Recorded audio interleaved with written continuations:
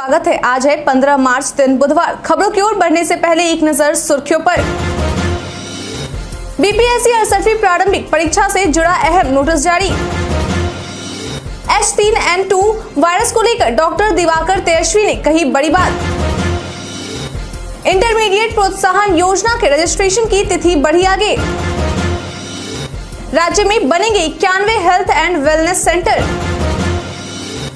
WTC final की तैयारी को लेकर रोहित शर्मा ने किया खुलासा। अब चलिए बढ़ते हैं बिहार के अब तक की 25 बड़ी खबरों की ओर विस्तार से।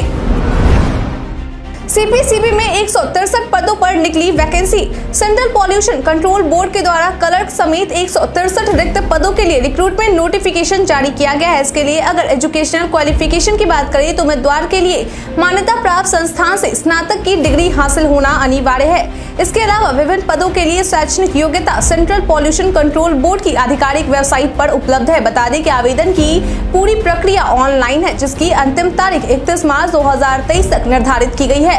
आवेदन करने के इच्छुक उम्मीदवार सेंट्रल पॉल्यूशन कंट्रोल बोर्ड की आधिकारिक वेबसाइट www.cpcb.nic.in पर जाकर आवेदन कर सकते हैं।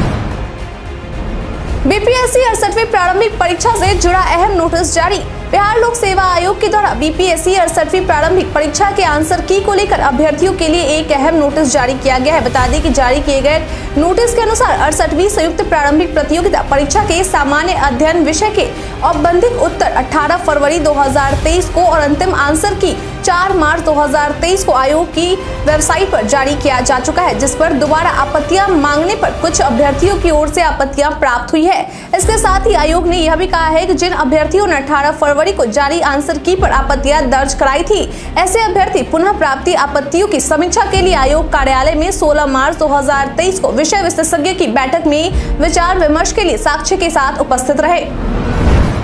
बिहारी पर्यटन में आज हम बात करेंगे डॉक्टर राजेंद्र प्रसाद के पैतृक आवास के बारे में। डॉक्टर राजेंद्र प्रसाद का पैतृक आवास बिहार राज्य के सिवान जिले में स्थित है। यह सिवान जिले में घूमने वाली मुख्य जगह है। यह सिवान जिले के जीरादेई में स्थित है। यहाँ पर डॉक्टर राजेंद्र प्रसाद का पैतृक घर देखने के लिए मिलता है। यहाँ पर डॉक्टर राजेंद्र प्रसाद की मूर्ति भी देखने के लिए मिलती है। यह जगह भारतीय पुरातत्व सर्वेक्षण विभाग द्वारा संरक्षित है। डॉक्टर राजेंद्र प्रसाद जो कि भारत रत्न से भी सम्मानित किए गए हैं। यहाँ पर साधारण सा घर बना हुआ है। इस घर में आप बहुत सारी वस्तुओं का संग्रह देख सकते हैं। आप यहाँ पर आकर उनका घर देख सकते हैं और उनके बारे में बहुत कुछ जानकारी हासिल कर सकते हैं। बता दें कि डॉक्टर राजेंद्र प्रसाद के पैतृक आवास के रखरखाव का जिम्मा भारतीय पुरातत्व सर्वेक्षण यानी ASI को दिया गया है। H3N2 वायरस को लेकर डॉक्टर दिवाकर तेजस्वी ने कही बड़ी बात। इन दिनों H3N2 वायरस की खबरें मीडिया की सुर्खियों में बन रही है। बिहारी न्यूज से साक्षात्कार के दौरान डॉक्टर दिवाकर तेजस्वी ने बताया कि यह वायरस कोरोना इतना प्रभावी नहीं है। इस वायरस से लोगों के मौत के आंकड़े कम है, लेकिन इसका फैलाव बहुत तेजी से हो रहा है। इस दौरान डॉक्टर तेजस्वी ने बताया कि लोगों को भीड़ भाड़ वाले इलाकों में जाने से बचने की जरूरत है। साथ ही उन्होंने यह भी कहा कि हमें मास्क लगाना चाहिए और हाथों को अच्छे से धोने की जरूरत है। जिन व्यक्तियों में फ्लू यानी कि सर्दी खांसी जैसे लक्षण है, उन्हें घर में रहने की जरूरत है। बच्चों, गर्भवती महिलाओं, कैंसर रोगी, BP शुगर के मरीजों को इन दिनों ज्यादा सावधान रहने की जरूरत है। इस तारीख तक जारी हो सकते हैं बिहार बोर्ड 10वीं के नतीजे। बिहार विद्यालय परीक्षा समिति के द्वारा बिहार बोर्ड 10वीं के नतीजे को जल्द ही जारी किया जा सकता है। बता दें कि 10वीं का एग्जाम देने वाले स्टूडेंट बिहार बोर्ड की ऑफिशियल वेबसाइट biharboardonline.bihargovernment.in पर जाकर रिजल्ट चेक कर सकते। बता दें कि मीडिया में चल रही खबरों के अनुसार बिहार बोर्ड के 10वीं का रिजल्ट मार्च के आखिरी हफ्ते या अप्रैल के पहले हफ्ते में जारी किया जा सकता है। हालांकि अब तक इसको लेकर बोर्ड की ओर से कोई आधिकारिक सूचना नहीं दी गई है। वहीं रिजल्ट जारी होने के बाद स्टूडेंट करीब 10 दिनों के बाद स्कूल से अपनी मार्कशीट को कलेक्ट कर सकते हैं। बीजेपी विधायक लखिंद्र कुमार रोशन को स्पीकर ने इस कारण से 2 दिनों के लिए किया निलंबित। बीते दिन यानी कि सोमवार को बिहार विधानसभा के 9वें दिन बीजेपी विधायक लखिंद्र कुमार रोशन को स्पीकर के द्वारा 2 दिनों के लिए सदन की कार्यवाही से निलंबित कर दिया गया है। दरअसल लखिंद्र कुमार रोशन को बिहार विधानसभा में प्रश्नकाल के दौरान माइक तोड़ने के आरोप में सस्पेंड किया गया है, जिसको लेकर संसदीय कार्य मंत्री विजय चौधरी के द्वारा निलंबन का प्रस्ताव दिया गया था, जिसे बहुमत से पारित कर दिया गया। दरअसल बीते दिन के कार्यवाही में लखिंद्र कुमार रोशन के द्वारा समाज कल्याण विभाग से जुड़े एक सवाल पर माइक तोड़ दिया गया था, जिसके बाद स्पीकर के द्वारा चेतावनी देते हुए सदन को 2 बजे तक स्थगित कर दिया गया था। लेकिन भोजनावकाश के बाद जब सदन की कार्यवाही शुरू हुई तो स्पीकर ने विधायक को खेद व्यक्त करने को कहा, जिसका नेता प्रतिपक्ष ने विरोध किया। वहीं आरोपी विधायक ने खेद व्यक्त करने से मना कर दिया, जिसके बाद ही स्पीकर के द्वारा उन्हें 2 दिनों के लिए सस्पेंड कर दिया गया है। पटना से पूर्णिया की दूरी चंद घंटे में होगी पूरी। बहुत जल्द ही बिहार की राजधानी पटना से पूर्णिया जाने वाले लोगों को सफर आसान होने वाला है। बता दें कि बिहार का अपना पहला पटना पूर्णिया ग्रीनफील्ड एक्सप्रेसवे के लिए डीपीआर बनाने की अनुमति दे दी गई है और साथ ही मंत्रालय के द्वारा डीपीआर को बनाने को लेकर एजेंसी भी तय कर लिया गया है। बता दें कि इस एक्सप्रेसवे के निर्माण हो जाने से पटना से पूर्णिया की दूरी 6 से 7 घंटे से घटकर 3 से 4 घंटे में हो जाएगी। मालूम हो कि इस एक्सप्रेसवे कंट्रोल वाले ग्रीनफील्ड 4 लेन सड़क का निर्माण 215 किलोमीटर लंबा होगा और इसका निर्माण भारतमाला फेज 2 प्रोजेक्ट के तहत किया जा रहा है। आपकी जानकारी के लिए बता दें कि यह सड़क पटना में कच्ची दरगाह बिद्दुपुर पुल से शुरू होते हुए समस्तीपुर के दलसिंह सराय, रोसड़ा, सहरसा, सिमरी, बख्तियारपुर, उदाकिशुनगंज होते हुए पूर्णिया पहुंचेगी।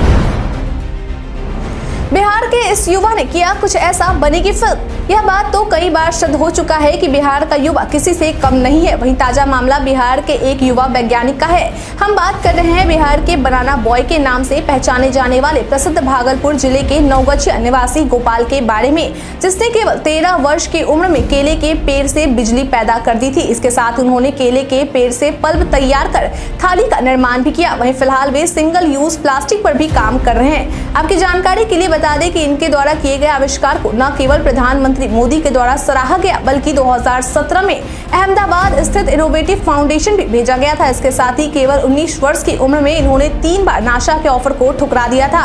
इन्हीं वजहों के कारण बहुत जल्दी गोपाल जी के बायोपिक पर बॉलीवुड के बड़े डायरेक्टर फिल्म बनाने जा रहे हैं, जिसका नाम बनाना बॉय रखा जा सकता है। डीआरसीसी कर्मियों की शुरू हुई राज्यव्यापी हड़ताल। बीते दिनों यानी कि मंगलवार से जिला निबंधन परामर्श केंद्र एवं बिहार राज्य शिक्षा वित्त निगम के राज्य भर के कर्मी राज्य सरकार से अपने 5 सूत्री मांगों को लेकर 4 दिवसीय हड़ताल पर चले गए हैं।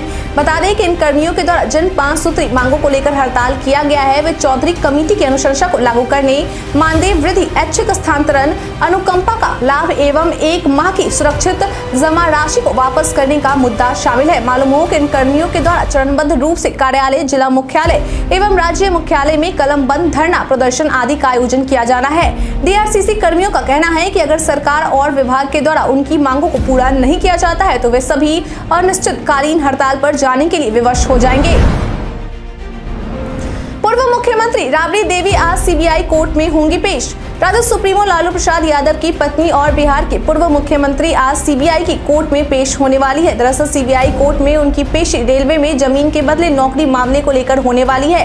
आपकी जानकारी के लिए बता दें कि इस मामले को लेकर सीबीआई के द्वारा लालू यादव, पत्नी राबड़ी देवी समेत कुल 16 आरोपितों के खिलाफ समन जारी किया गया है। वहीं इससे पहले 6 मार्च को यानी कि सोमवार को सीबीआई के अधिकारियों के द्वारा बिहार की राजधानी पटना स्थित राबड़ी आवास में पहुंचकर राबड़ी देवी से पूछताछ भी की गई थी। मालूम हो कि आज सीबीआई के सामने पेश होने के लिए राबड़ी देवी बीते दिन ही पटना से दिल्ली के लिए रवाना हो गई थी। दरभंगा एम्स की जमीन पर सवाल। बीते दिन बिहार विधानसभा में दरभंगा एम्स की जमीन को लेकर कांग्रेस सदस्य प्रेमचंद्र मिश्रा के द्वारा सवाल उठाया गया। उन्होंने कहा कि सरकार के द्वारा दरभंगा एम्स के लिए जिस जमीन का चयन किया गया है वह गलत जगह पर है। उन्होंने बताया कि वहां जमीन सड़क से 28 फीट नीची है, वहां हमेशा जल जमाव रहता है, जिस पर मुख्यमंत्री नीतीश कुमार ने जवाब देते हुए कहा कि वह बहुत अच्छी जगह है। उन्होंने कहा कि आप सभी पूर्व स्वास्थ्य मंत्री मंगल पांडे को लेकर हमारे साथ चलिए और उस जमीन का निरीक्षण कर लीजिए, क्योंकि मंगल पांडे सबसे अधिक समय तक स्वास्थ्य मंत्री रह चुके हैं। इसके साथ ही नीतीश कुमार ने कहा कि पटना के बाद सबसे पुराना दरभंगा है, इसलिए वहां भी एम्स बनना चाहिए। इस एम्स का निर्माण 150 एकड़ जमीन में किया जाएगा। इंटरमीडिएट प्रोत्साहन योजना के रजिस्ट्रेशन की तिथि बढ़ी आगे। मुख्यमंत्री कन्या उत्थान योजना के तहत मुख्यमंत्री इंटरमीडिएट उत्तीर्ण बालिका प्रोत्साहन योजना के लिए रजिस्ट्रेशन की तिथि को आगे बढ़ाकर 31 मार्च तक कर दिया गया है। यानी कि अब वैसे इंटरमीडिएट उत्तीर्ण अविवाहित छात्राएं जिन्होंने अभी तक रजिस्ट्रेशन नहीं करवाया है उनके पास 31 मार्च तक का आखिरी समय है। बता दें कि इस रजिस्ट्रेशन प्रक्रिया में 2021 में उत्तीर्ण छात्राएं भी शामिल होंगी। मालूम हो कि इस योजना के तहत इंटरमीडिएट उत्तीर्ण अविवाहित छात्राओं को सरकार की ओर से 10-10 हजार रुपए दिए जाते हैं। वही योग्य छात्राएं इसके लिए रजिस्ट्रेशन करने के लिए ई कल्याण पोर्टल पर जाकर अपना रजिस्ट्रेशन करवा सकती हैं, क्योंकि रजिस्ट्रेशन की अंतिम तिथि खत्म हो जाने के बाद उन्हें दोबारा यह मौका नहीं दिया जाएगा।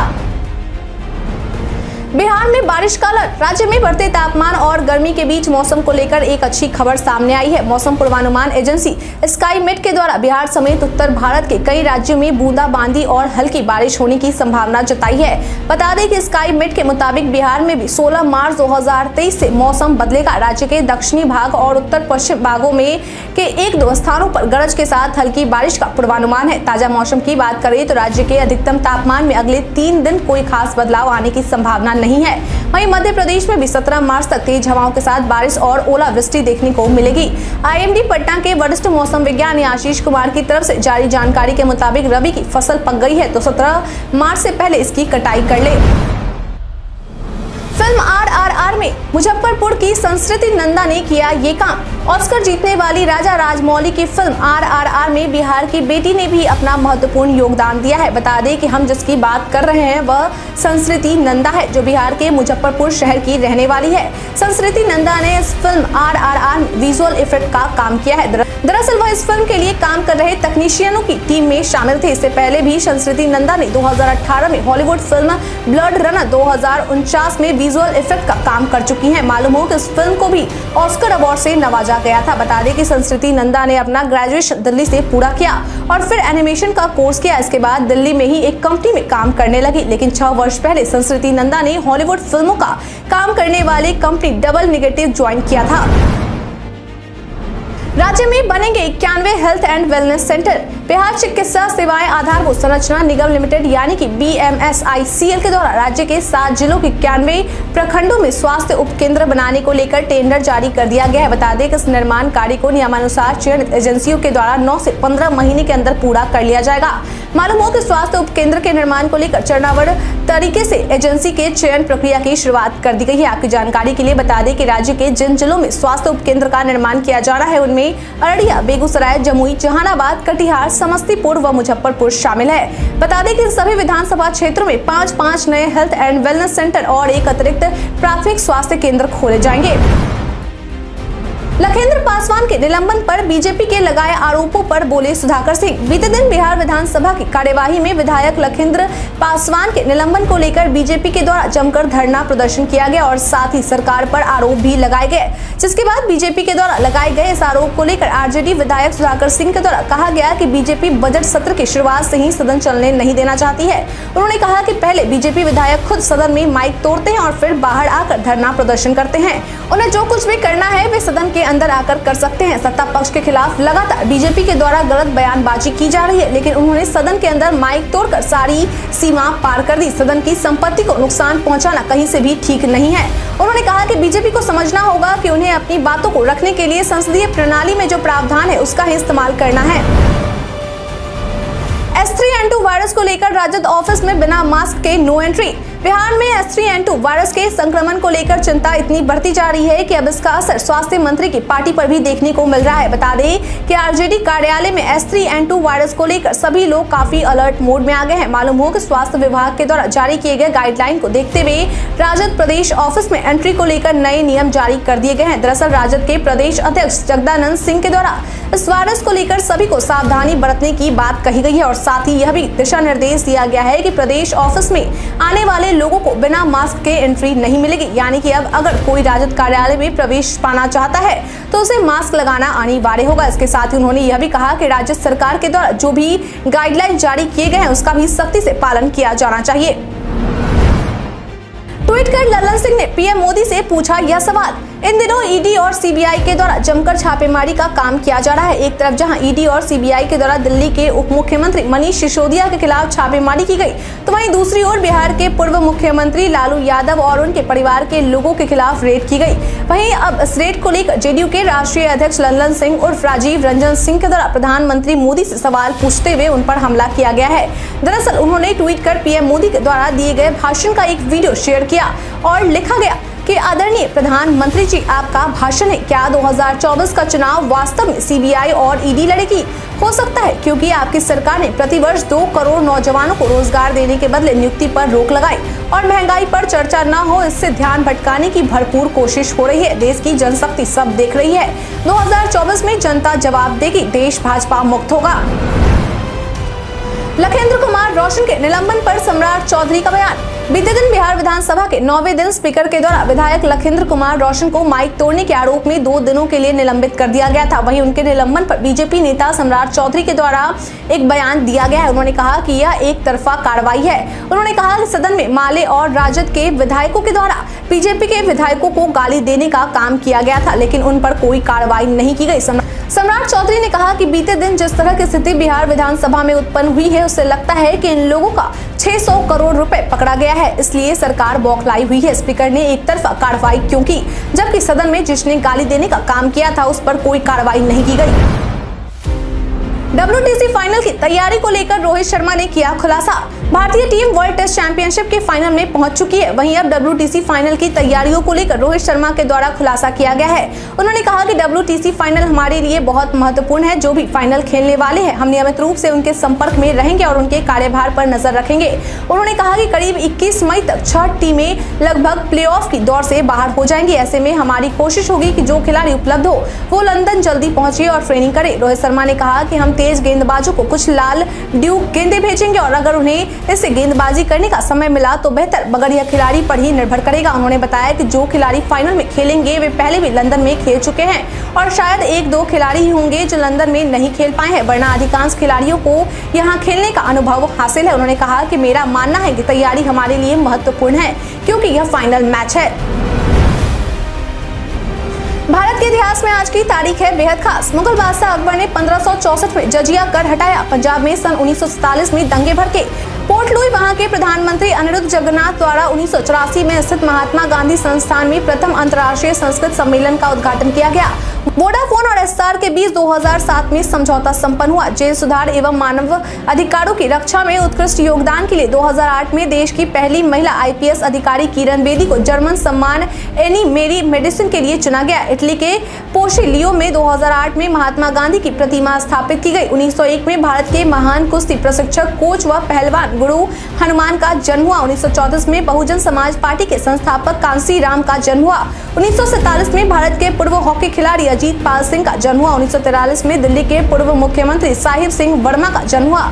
1954 में हिंदी साहित्यकार रमेश राज तेवड़ीकार का जन्म हुआ। 1976 में अभिनेता अभय देओल का जन्म हुआ। 1984 में इंडियन रैपर हनी सिंह का जन्म हुआ। 2015 में स्वतंत्रता सेनानी एवं महादेव देसाई के पुत्र नारायण भाई देसाई का निधन हुआ। 2009 में भारत की प्रथम महिला विमान चालक सरला ठकराल का निधन हुआ। वायरल खबर में आज हम बात करेंगे स्वास्थ्य सेवा पर कर के बारे में। सोशल मीडिया पर कई सूचनाएं वायरल होती है, लेकिन सभी सच हो ये जरूरी नहीं है। ऐसी कड़ी में आज हम बात करेंगे स्वास्थ्य सेवा पर कर के बारे में। दरअसल PIB ने अपने ट्वीट में लिखा है कि एक ट्वीट में दावा किया गया है कि केंद्र सरकार ने हाल के बजट में स्वास्थ्य सेवा पर 5% कर का प्रस्ताव दिया है। PIB ने अपने ट्वीट में आगे लिखा है कि उनका दावा फर्जी है। ट्वीट के साथ संलग्न पत्र वर्ष 2011 का है और इसे गलत संदर्भ में शेयर किया जा रहा है। मैसेज भेजने के लिए WhatsApp ने जोड़े नए फीचर। बहुत जल्द WhatsApp यूजर्स को 21 नए इमोजी देने वाली है। फिलहाल ये इमोजी कुछ बीटा टेस्टर्स के लिए लाइव किए गए हैं, जो जल्द आम यूजर्स को भी मिलेंगे। नए इमोजी लेटेस्ट यूनिकोड 15.0 अपडेट का हिस्सा है। इस बात की जानकारी WhatsApp के डेवलपमेंट पर नजर बनाए रखने वाली वेबसाइट WA बीटा इन्फो ने शेयर की है। बता दें कि जिन इमोजी को WhatsApp ने अब लाइव किया है, ये पहले से ही थर्ड पार्टी कीबोर्ड पर मौजूद थे। हालांकि तब यूजर्स इन इमोजी को दूसरे व्यक्ति को नहीं भेज पाते थे।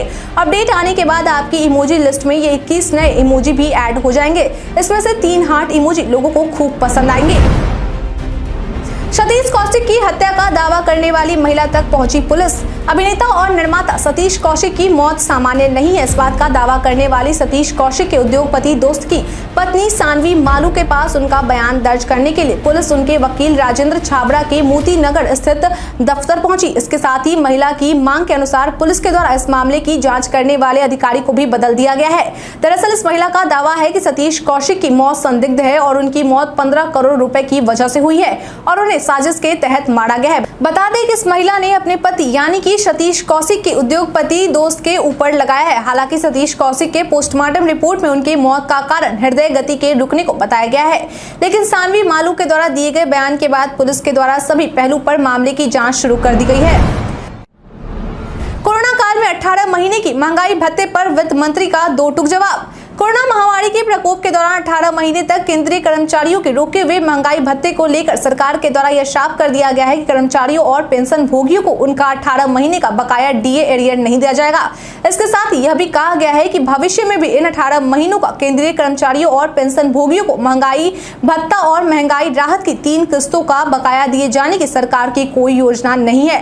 बता दें कि ये सभी बातें सरकार की ओर से वित्त राज्य मंत्री पंकज चौधरी के द्वारा लोकसभा में प्रश्नकाल के दौरान एक प्रश्न के जवाब में कहा गया है। मालूम हो कि उन्होंने यह फैसला